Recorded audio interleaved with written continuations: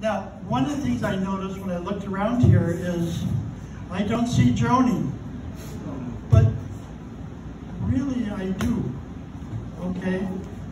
She's in every one of you because Joni was so special that those traits rubbed off on you. And when I look at Frank, I see her smiling back at me. I'm going to give a speech, which I've never done before, so we'll see how this goes. My speech has two parts. One, I'm going to talk and explain to you why I think she was so special.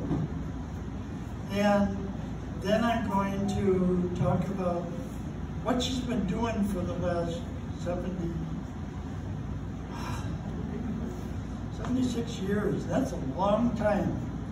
But Steve says I got until 11 o'clock tonight. The first thing that I noticed about Joni, how special she was, is when she used the telephone. Now this sounds kind of stupid, but she had a philosophy that said, don't wait by your telephone for somebody to call you, because life is too busy, okay? She would call them. And every time she'd call somebody, it supported that friendship between those two people, okay? And it was just amazing to see that by using the telephone, she made new friends, because when she called somebody and you talk to her, you want to talk to her again. It's the kind of person she was. And she kept up the friendships because she stayed in contact, which is really wonderful. Even when somebody's all the way down in Florida.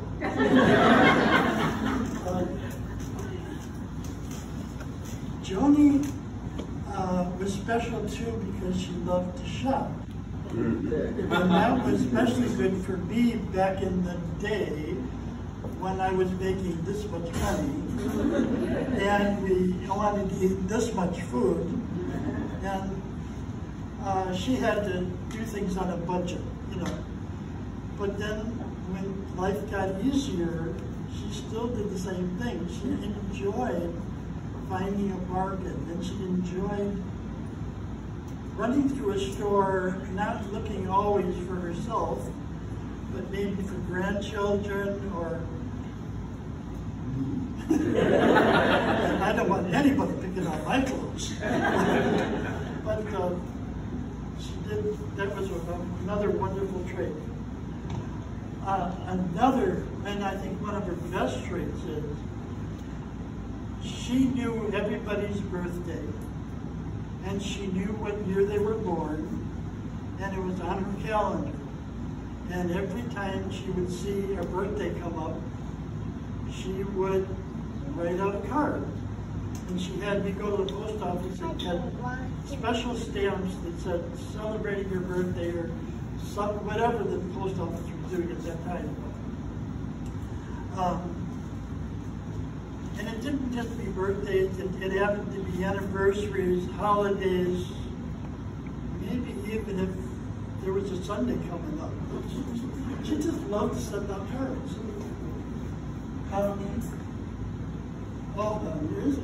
Here's a cute one that you'll all, I can look around and see, you're all gonna love this. We made baby blankets together. Yeah. And it was so much fun because we would make baby blankets and hand them out to so many people. And then all of a sudden the crowd got a little bit older and there were no reasons to make baby blankets anymore. So if anybody's pregnant, tell me. I will make you.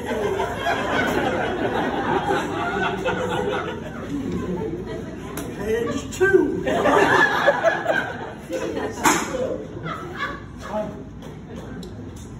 Another trait that more serious, she's a good listener. And I I'm the kind of person who wants to fix things. But she's the kind of person who knows that everything doesn't need to be fixed. She knew that people wanted to just talk and they needed somebody to talk to. And that's a trait I'm trying to grab onto because it's a valuable trait. She collected things of beauty. She collected so much stuff, I had to buy another house to fill it. But like those precious moments out there, she couldn't pass them up. She just loved them. And she read on the bottom of each precious moment, little statue, was a saying. And maybe that little statue looks like somebody that she wanted to give it to or something. So the kids and I, what we did is we went through all of her precious moments and picked out ones that were special to us. And for me, I thought that was going to be 0 because I've seen them around. I wrote tons of them from and I found special ones that I had bought her that were special to me, and we didn't bring them here, we're at home. But each of us did the same thing. We picked out the ones that we thought were special to us, and that's why we brought them here to kind of spread the word, spread the love. She loved them so much. Maybe you'll find a particular one that is special to you. And then when you put it somewhere and you see it, that memory comes back. So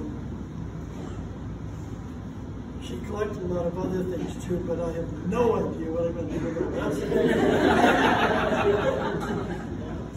Joni retired from Hershey's, and she made a lot of friends while she was there, and she wanted to keep up that friendship. So where's the Hershey people? I had that. What she did was she called up all her friends from Hershey's and said, let's get together on Wednesday at 5 o'clock at such and such a restaurant. And they did that. And they wound up doing that every month. And it was nice because even the ones that retired, and some of them were still working, they got to get together and talk about how wonderful Hershey's was. Because Joni didn't drive, so I wound up driving her to whatever restaurant it was, and I would pick a table that's far away from them, because I knew they were going to talk about me.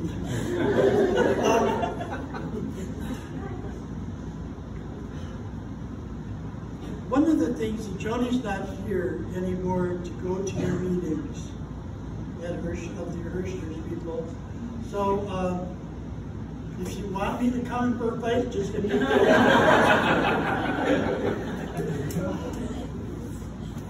Joni was the head of our family. I'm the guy, but she was the head of the family. And that's because, I can see that because when there was a decision made, we let her make the decision. We see that more now that she's gone because we're constantly saying, what would Mom do?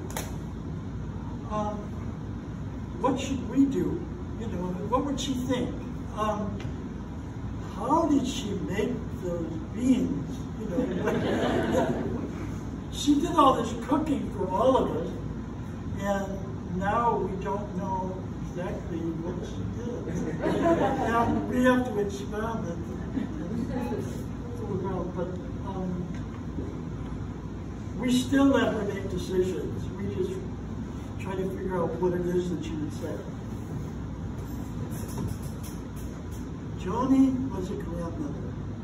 You can call her a great-grandmother or a grandmother to Noah, but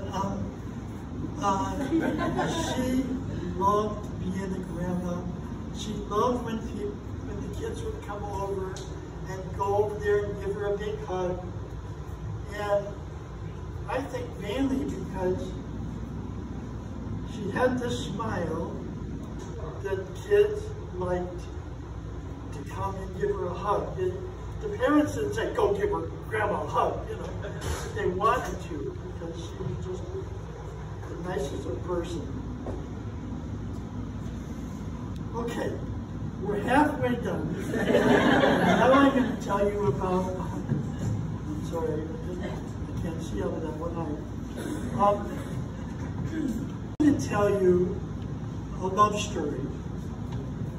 And this is in my words, because I'm not sure she's going to agree with all of it. But no matter what you think, this is what actually happened. And it was all planned in the stars, because I reviewed it all, I looked at all the dates, everything is exactly the way I'm going to say it. Okay. Joni was a small town girl who wanted to come to the big city to find a wonderful person to love.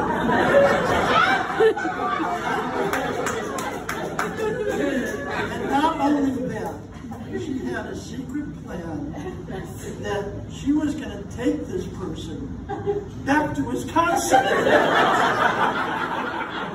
Now, this all sounds kind of weird, but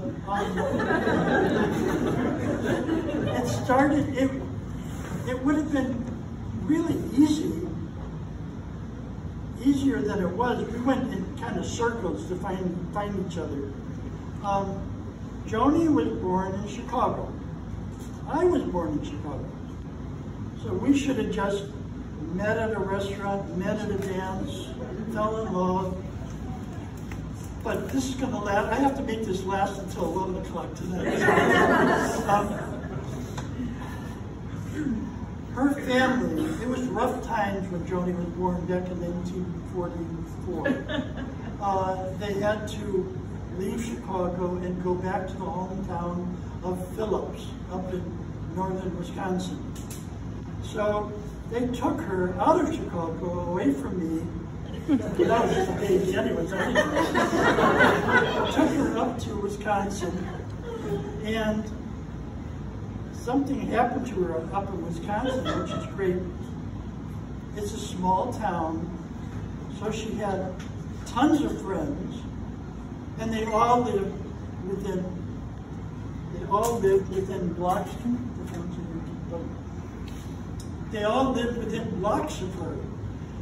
And so, when you talk about close friends, they all were close friends. She got, it was small school too, small town, small school. But she was involved in all the school activities. Did you know she played the French horn in the band?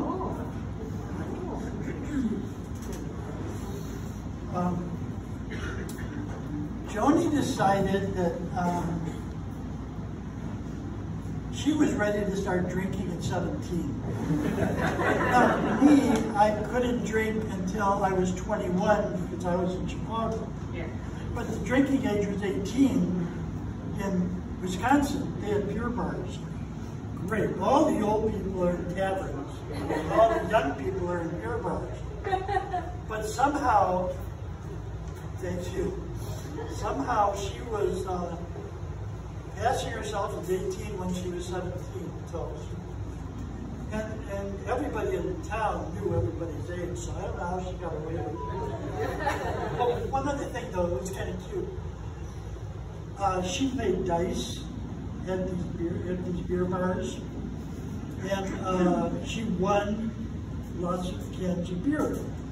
But you can't take it out when you're 18 or you're 17. You can't take it out because you're not old enough. You have to be 21 to take it out of, outside the building. So she had to call her mom to come and get her beer bottle.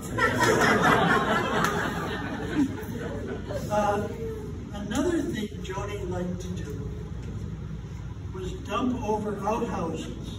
And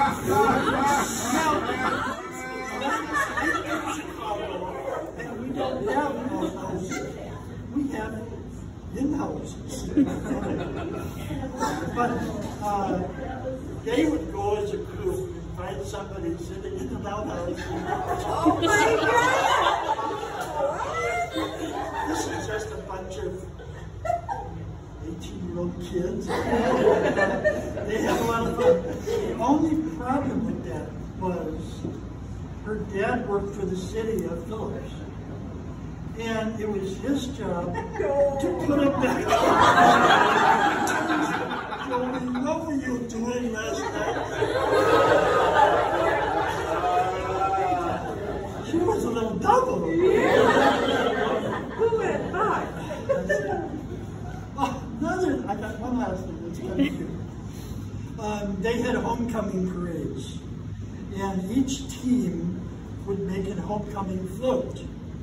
But you had to make the homecoming float in a secret place, because the other people making floats would come and raid your float and throw tomatoes at it. Well, Joni and her team were really good at finding floats and tomatoes. It did leave a mess somewhere that had been.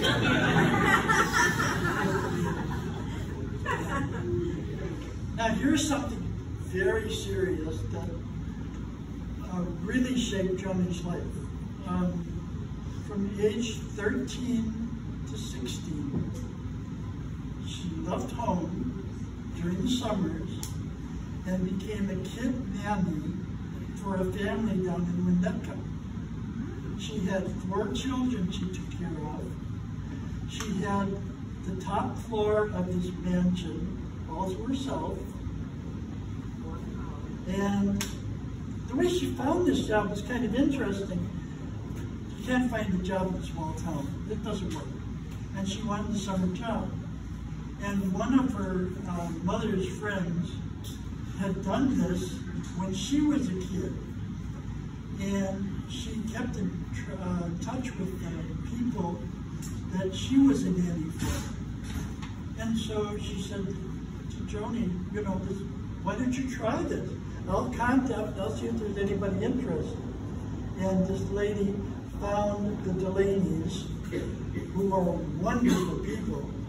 And for 4 years, she went down, and every summer, can you imagine 13 years old getting on a Greyhound bus, going to see a family you don't know, and you're going to live with that family during the summer months, get paid, not that much, because that's a lot for a 13-year-old little girl to do. But the Delaney's loved her, and she loved them, and I found in her scrapbook a whole bunch of pictures of Joni nannying these kids. So I sent them off to wrong addresses after wrong addresses, and I finally found 2 right addresses. I found 2 of the kids. And each of them, one Bob Delaney, he emailed me back and said, you see that little boy in the picture? That's me, and I'm now 63 years old. And he said, I love these pictures. I'm going to show them to my sisters. He said, but there's one thing it bothers me. You sent me this obituary, and it said Joan on it. And he said, we didn't call her Joan.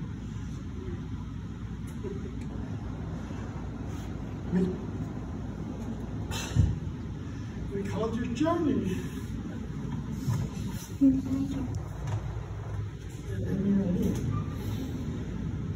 Then I got another, this time I got a card from Sarah, the lady, and she said that the kids, the parents are gone, but the kids get together and talk about their childhood. And Joni always comes up because they did have other people, maybe during the winter time, I don't know, but they always remember Joan. I went and looked in my, when I got married up in Phillips, I looked in my book that the wrote of all the gifts, and we got a silver bowl that I still have from the Delaney's. They're special people.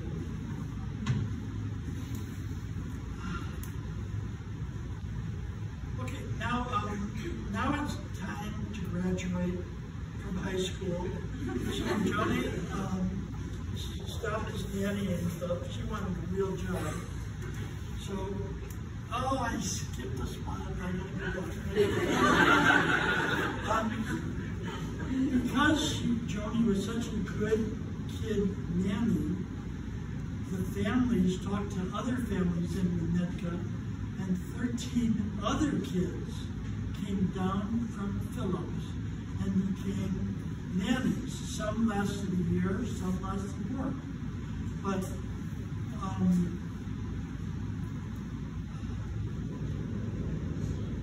one of the wonderful things all these families did is they said, okay, you work for us 6 days a week, and on Wednesday, on every family, their nannies got the day off. So all of the kids who were friends in high school are now going out together every Wednesday down in Winnetka. And I don't know if some of you know Winnetka. It's pretty fancy place. Okay, now, she wanted to go to a big city. I won't tell you why she wanted to big city. Probably to find me. But I'm in Chicago, not in Milwaukee. So she went down, one of the other kid daddies, Lorna, was down in Milwaukee, living with her brother in an apartment, and the brother had to go somewhere else. So the apartment was open. So Joni went to go down and live with Lorna. And her problem, Joni's problem was she got a seasonal job, and when it was over, she went hungry. She called Mom up and said, "Could you send me money to take the Greyhound bus to go home?" So Milwaukee didn't work out. She's back now in Phillips. And she knows she needs more of an education. So she goes up to Ashland, which is right up by Lake Superior, and she attends a school called Clerk and Stenography School. And that's where she learned to be a secretary. Now, I'm not so now she feels like she's a secretary, so she's got to try another town. She picked Chicago. It's the right place to go to. But she really didn't know where she was going to work or where she was going to live. She talked to the Delaney's. And the Delaney said, "Come and live with us as long as you want. Find a job and an apartment, and we'll pay you a salary. Our kids don't need a nanny, they're old enough now. But if you polish the silverware, then you can be one of our employees, then you can live with us." So she went down there and lived with them. I'm not sure how long. It might have been just a couple of weeks, but she did collect a salary. It was funny. Okay. She found a job at Old Orchard Shopping Center at Household Finance. I called her the Lone Ranger. Okay, one of the things that, it was a one-girl office, and it was a training office for managers, so they kept changing managers constantly, so they couldn't give them the combination to the safe or keys to open up, because then when the manager left, he'd have to change all that. So Joni's the one who had the combination to the same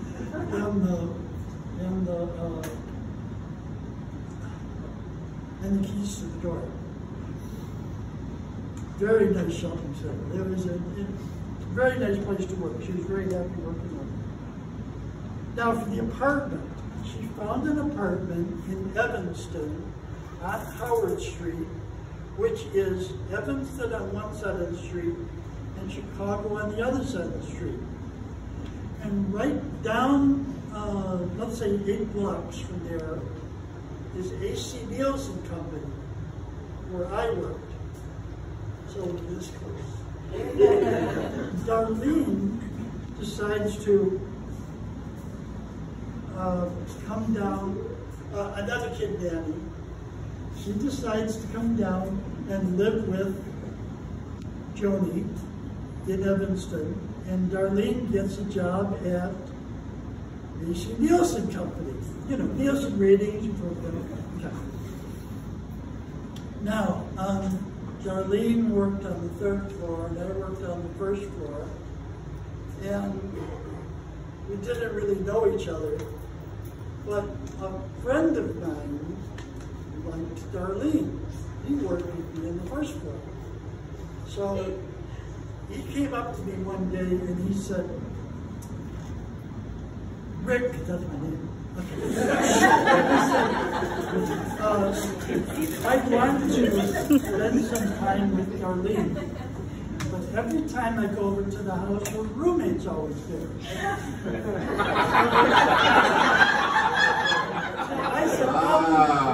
I said, just take her for a walk. So I went with him. This is Mel, who lives in Louisiana, one of my best friends. He's down in Louisiana. But I went over with Mel and took Joni for a walk, and that walk lasted 56 years.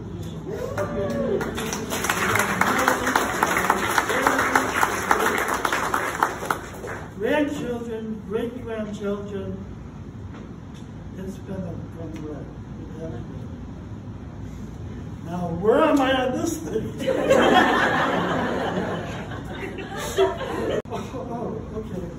Okay. We forgot about me coming to Wisconsin.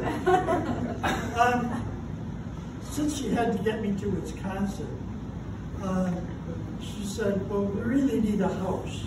Okay. But the only way to get a house is you get down payment.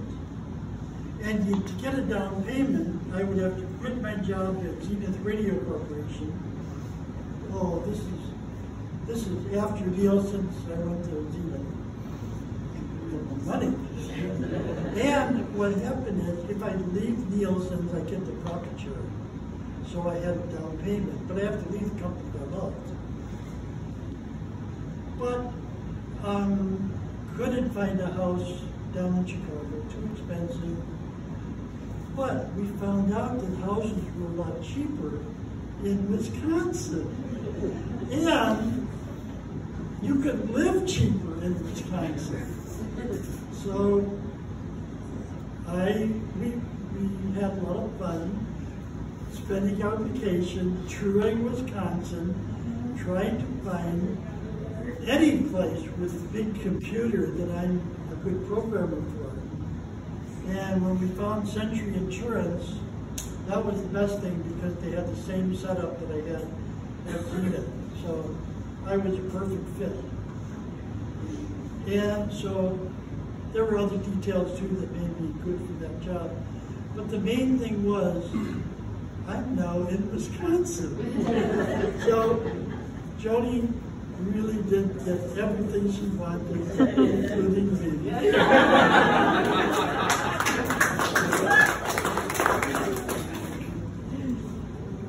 Okay, now the sad part. Okay, here we go. For us, the world stopped in January of 2020. She got liver cancer. We went to one hospital, they were screwing things up. So we went to another hospital, and they cut out the liver cancer, and everything. The surgery went fine, but the infection got into the bloodstream, and they told her she wasn't going home. So after a year in the hospital, then they say, you're not going home, you're staying in the hospital. Oh, and by the way, we've been letting your husband come visit you in the hospital every day, but the new COVID ID rules are no more visitors. See, I got to back up for just a second to tell you a true story. So, they didn't want me there to begin with, but Joni said to the doctors, I'm not listening to you unless my husband's by my side. So they gave me special permission, and the people down at the entranceway were really angry at how come I got to go through and other people didn't. But I got to go through a lot of times until toward the end, then they clamped down on that too when I couldn't go visit. That was hard. But they said, you're not going home, you're not strong enough to go home. Maybe a nursing home, but it's got to be a nursing home somewhere by Eau Claire or something, it just, whatever, just no way. Okay. She said, how much time do you need to make me strong enough to go home? And they said, give us a week, we'll make you strong enough to go home with hospice. Hospice people are wonderful. In 5 days, she was home, and then the hospice people said, but you better plan your Christmas celebration early, because we don't think she's going to make it. Well, it turned out that together we all decorated the tree and put a train around the tree and somehow decorated the house. And we all had Christmas on Christmas morning, and she was still with us all the way through till January 28th. And that was spectacular, because a lot of people, they don't get to spend knowing time like that, like we did. And that quality time to make memories and to show our love and to love the world. Another thing that Joni was able to do, this infection will get to her, but she was able to go to Wisconsin Rapids with me, make all of her own decisions. She wanted to be cremated. She wanted to be buried as close as possible to her mom and dad. So together we went and set that all up. And we found a place within 10 steps of her mom and dad. And we've got Joni and I designed a plaque. And on the plaque, it's got our names and stuff. That stamp will be there. But we got a saying on the plaque. And the saying says, love on through eternity. 64. So that's on the plaque. So,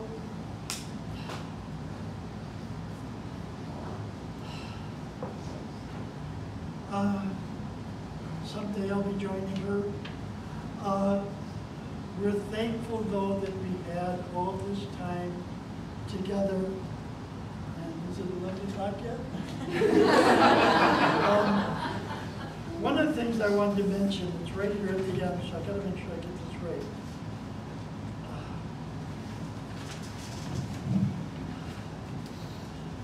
Sometime, whenever the time is right, look at each other and know that anytime something can happen, So make your memories today.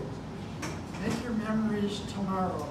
And keep doing that, because some people don't ever get the chance that we had to plan our life through this horror. Thank you for listening to me. I didn't think I'd make it.